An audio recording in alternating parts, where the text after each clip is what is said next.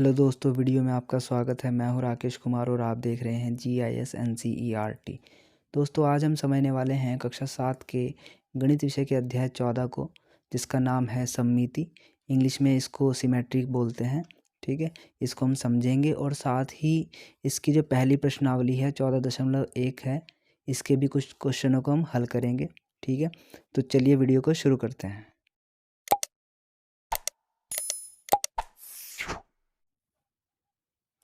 ये देखिए, ये है इस चैप्टर की भूमिका कि जो सिमेट्री है, सममिति है, वो क्या होती है।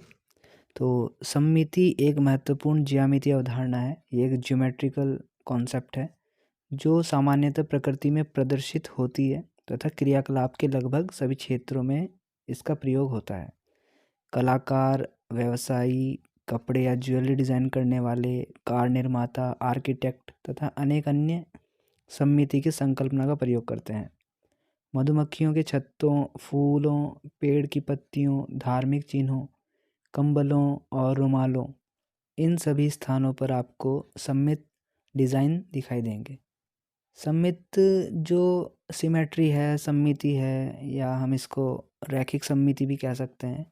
ये कुछ इस प्रकार से है, जैसे कि आर्किटेक्ट है कोई, जैसे बिल्डिंग बनाने वाले जो होते हैं, डिज़ाइन बनाते हैं, तो वो क्या करते हैं, इसका यूज़ करते हैं। जैसे कि बिल्डिंग जो बनती है वो एक साइड से अगर वो रेडी कर लेते हैं तो दूसरी साइड उसकी क्या होती है, सममिति होती है। यानी कि जैसा इधर है ऐसा ही इधर है। ऐसे ही कार डिज़ाइन करने वाले वो भी इस चीज़ का ध्यान रखते हैं कि जितना पार्ट इधर है उतना पार्ट ही इधर है। ऐसे ही नेचर में, प्रकृति में भी हमें देखने के लिए मिल जाता है। जैसे ये कछुआ दिखाया गया है यहाँ पर, तो यहाँ पर आप बीच में अगर कोई लाइन हम माने तो जितना हिस्सा इधर है उतना हिस्सा इधर है, तो इसको हम रैखिक सममिति भी बोल देते हैं कि रेखा से हम इसको दो हिस्से कर रहे हैं, आधा इधर है और आधा इधर है। इसके अलावा कुछ और भी एग्जांपल है, जैसे कि ये यहाँ पे आप देख सकते हैं, ये भी सममिति है। अगर आप यहाँ पर लाइन खींचो बीच में तो आधा उधर हो जाएगा और आधा इधर हो जाएगा। ठीक है, या फिर आप सीधा लाइन खींचोगे तब भी आधा इधर हो जाएगा, आधा इधर हो जाएगा। या फिर आप यहाँ से खींचोगे, आधा इधर हो जाएगा, आधा इधर। तो इस तरीके से इसके अंदर भी आपको सममिति बनती हुई नज़र आएंगी और कई सारी सममिति इसमें आप देख सकते हैं। अब देखें, यहाँ पर कुछ रंगीन आकर्षक इंक डॉट डेविल्स बनाइए। ये कलर से वो जो इंक होती है उसका यूज़ करके बनाया गया है पेपर पे। तो यहाँ पर भी आप देख सकते हैं, बीच में अगर आप एक लाइन बनाए ऐसी, तो आप देख पाएंगे कि इधर जैसा है उधर भी ऐसा ही है। ये भी यहाँ पे बीच में एक सममित रेखा हमने खींच दी है। ऐसे ही यहाँ पर भी आप सममित रेखा खींच सकते हो। यहाँ पर खींच जाएगी तो बट जाएगा आधा आधा, या ऐसे खींच लो या ऐसे खींच लो या ऐसे। तो यहाँ पर कई सारी सममित रेखाएं हैं, तो ये होती है सममिति। ठीक है, तो और भी बहुत सारी चीज़ें हैं जहाँ पर आप इन चीज़ों को देख सकते हो, सममिति को देख सकते हो, सिमेट्रिकल डिज़ाइन देख सकते हो आप। ठीक है, फॉर एग्ज़ाम्पल जैसे कि ये अक्षर हैं, यहाँ पर आप सममिति देख सकते हो। बीच में अगर मैं लाइन खींचूँ ऐसे तो आधा इधर है आधा इधर है, ये टी बन रहा है। इसके अलावा कोई फिगर हो सकती है, जैसे यहाँ पे आप देख सकते हो सममिति लाइन खींच पा रहे हैं हम। यहाँ पे बराबर बराबर बट गया। ये M अल्फ़ाबेट है, इसको भी आप बीच में से सममित लाइन खींचोगे तो ये बराबर बराबर बढ़ जाएगा। ये एरो के निशान में बीच में से आप एक सममिति अक्ष, इसे सममिति अक्ष भी बोल सकते हो आप, या सममित रेखा भी बोल सकते हो। ठीक है, ये हो गया है। फिर है समबाहुभुजों के लिए सममित रेखाएं। कुछ समबाहुभुज है हमारे पास, जैसे कि ये हो गया, ये समबाहुभुज है, यानी कि इनकी सारी भुजाएं समान है। ये है एक समबाहु त्रिभुज, ये है वर्ग और ये है पंचभुज, पेंटागन। तो इनमें भी सममिति अक्ष या सममित रेखाएं आप खींच सकते हैं। इसमें देखिए आप कितनी खींच सकते हैं, यहाँ से खींचेंगे आप एक तो आधा आधा बढ़ जाएगा। ठीक है, एक तो ये तरीका हो गया। एक ये तरीका हो गया कि यहाँ से खींचिए आधा आधा बढ़ जाएगा। और एक और तरीका है, एक ये तरीका है कि यहाँ से खींचिए आधा आधा बढ़ जाएगा। तो कुल मिला के इसमें आप देख पाएंगे टोटल 3 तरीके हैं, 1 2 3। 3 तरीके से हम इसमें सममित रेखाएं खींच सकते हैं। अब हम बात करते हैं वर्ग में। वर्ग को हम कैसे बांट सकते हैं, एक तो ये बांट दिया, एक ये बांट दिया, ऐसे ही बांट सकते हैं, ऐसे ही बांट सकते हैं।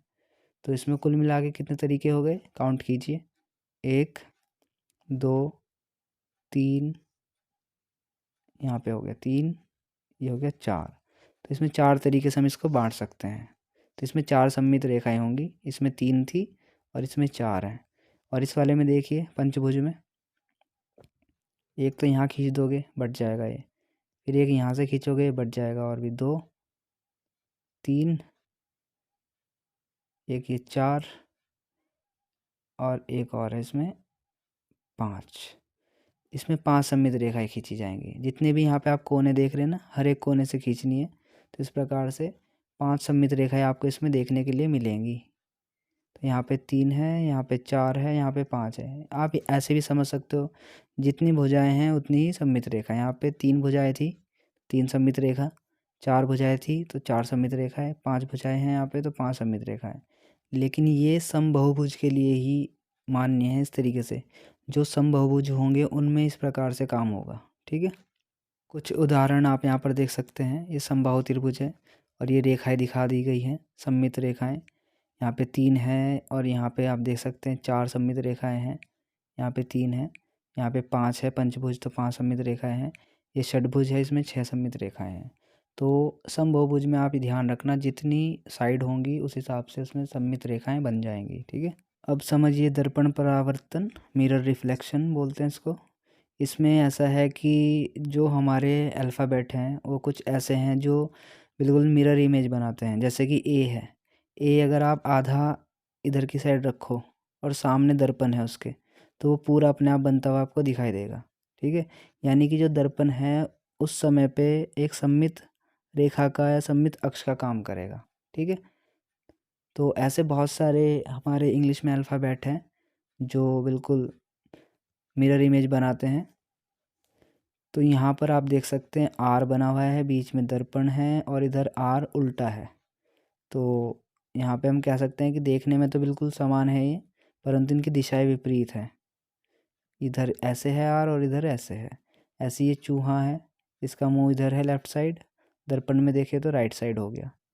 तो इस तरीके से आप देख सकते हैं दर्पण में चेंज हो जाता है परावर्तन की वजह से, साइड से रिफ्लेक्शन उसका चेंज हो जाता है। अगर कोई लेफ़्ट साइड है तो उसमें राइट दिखाई देगा, आप इधर से राइट हैंड उठाओगे तो उसमें लेफ़्ट हैंड उठता हुआ आपको दिखाई देगा। तो दोस्तों सममिति के बारे में बस इतना ही। फ़िलहाल जो मेन चीज़ें हैं वो मैंने बता दी है, बाकी आप एक बार ठीक से पढ़ लेना, ठीक है। तो फ़िलहाल हम इसकी प्रश्नावली 14.1 को शुरू कर लेते हैं। तो चलिए इसका पहला क्वेश्चन देखते हैं। ये देखिए, ये है प्रश्नावली का पहला क्वेश्चन। निम्नलिखित छेद की हुई आकृतियों की प्रतिलिपियाँ बनाकर खींचकर उनमें से प्रत्येक की सममित रेखाएं ज्ञात कीजिए।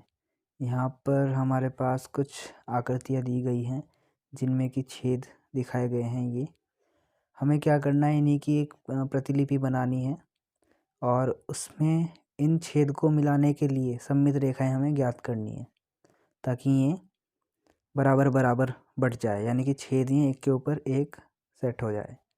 बाकी मैं इसका आंसर बता रहा हूँ आपको, आपको समझ में आ जाएगा, ठीक है। तो चलिए अब इसका आंसर देखते हैं। ये देखिए पहले क्वेश्चन का आंसर है। ये देखिए, ये है आकृति जो दी गई है, इसमें 2 छेद हैं यहाँ पर। इसमें हमें सममित रेखा खींचनी है ताकि ये दोनों छेद आपस में मिल जाए। तो ये देखिए यहाँ पर खींची जाएगी बीच में, जैसा कि आप देख सकते हैं आकृति के अंदर। तो बीच में अगर हम सममित रेखा खींचते हैं, यानी कि बीच में हम इसको समझो फोल्ड कर रहे हैं, तो ये जो छेद है इस छेद के ऊपर आ जाएगा, ठीक है। ऐसे ही बी पॉइंट में यहाँ पर हमें बीच में से सममित रेखा खींचनी पड़ेगी, तो बीच में से फोल्ड हो जाएगा, ये समझ लो। तो ये छेद दूसरे छेद के ऊपर आ जाएगा। ऐसे ही यहाँ पर हमें यहाँ से बीच में से सममित रेखा खींचनी पड़ेगी, तो ये छेद इसके ऊपर आ जाएगा। तो ये सममित रेखाएं हैं जो हम खींच रहे हैं छेद के अकॉर्डिंग। यहाँ पर डी वाले में हमें यहाँ से खींचनी पड़ेगी, ये भी फिर आपस में मिल जाएंगे छेद। ई वाले में कई तरीके हैं, अगर आप बीच में से खींचते हो तब भी छेद आपस में मिलेंगे। इधर से खींचते हो, अगर इधर से ऐसे खींचोगे ऊपर से नीचे ऐसे, तब भी आपस में मिल जाएंगे फोल्ड करने पर। ऐसे खींचोगे तब भी मिल जाएंगे। ऐसे खींचोगे क्रॉस में, जैसे कि यहाँ पर दिखाया गया है, क्रॉस में तब भी मिल जाएंगे। और ऐसे खींचोगे तो भी ये छेद आपस में मिल जाएंगे, ठीक है। एफ पॉइंट में देखिए, यहाँ पर हमें बीच में से ही खींचनी पड़ेगी सममित रेखा, तभी ये छेद आपस में मिल सकते हैं। मतलब बीच में से हम फोल्ड करेंगे तो ये आधा आधा बढ़ जाएगा।